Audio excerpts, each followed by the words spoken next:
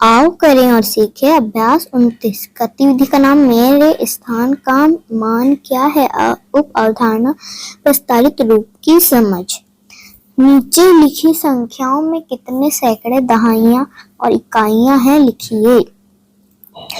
तो सैकड़े कितने हैं इस संख्या में? 8 सैकड़े हैं, 7 दहाइयां हैं और 6 इकाइयां हैं। 876 में 8 सैकड़े हैं, 7 दहाइयां, 6 इकाइयां। फिर 540 में 5 सैकड़े हैं, 4 दहाइयां हैं, 0 इकाइयां हैं। 320 में 3 सैकड़े हैं, 2 दहाइयां हैं और 0 इकाइयां हैं। अब आ रहा है 448। 448 में 4 सैकड़े, 4 दहाइयां, 8 इकाइयां हैं। आगे की ये 4 संख्या आपको खुद करना है। अब ये देखते हैं। नीचे लिखी संख्याओं को प्रस्तावित रूप में लिखकर खाली स्थान की पूर्ति कीजिए। तो देखते हैं।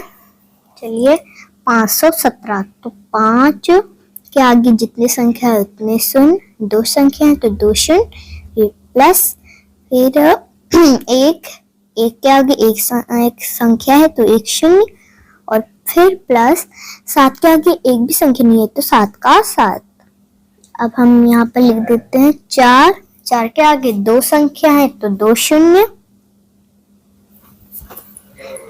फिर प्लस, फिर 7 के आगे एक संख्या है तो 1 शून्य, फिर प्लस, फिर 5 के आगे एक भी संख्या नहीं है तो 5 का 5। फिर 308 में देखिए 3, फिर उसके आगे 2 शून्य है, 2 संख्या है तो 2 शून्य, फिर शून्य, फिर शून्य के आगे एक संख्या है तो 1 शून्य, फिर 8 के आगे एक भी संख्या नहीं है तो 8 का 8। 142 में एक के आगे 2 संख्या है तो 2 शून्य, फिर प्लस, फिर धन, फिर 4 के आगे एक संख्या है तो 1 शून्य और फिर प्लस, फिर 2 के आगे एक भी संख्या नहीं है तो 2 का 2। फिर 726 में 7 के आगे 2 संख्या है तो 2 शून्य, फिर प्लस, फिर 2 के आगे एक संख्या है तो 1 शून्य और फिर 6 के आगे एक भी संख्या नहीं है तो 6 का 6। आगे की ये 4 संख्या का प्रस्तावित रूप आपको स्वयं करना है बच्चों।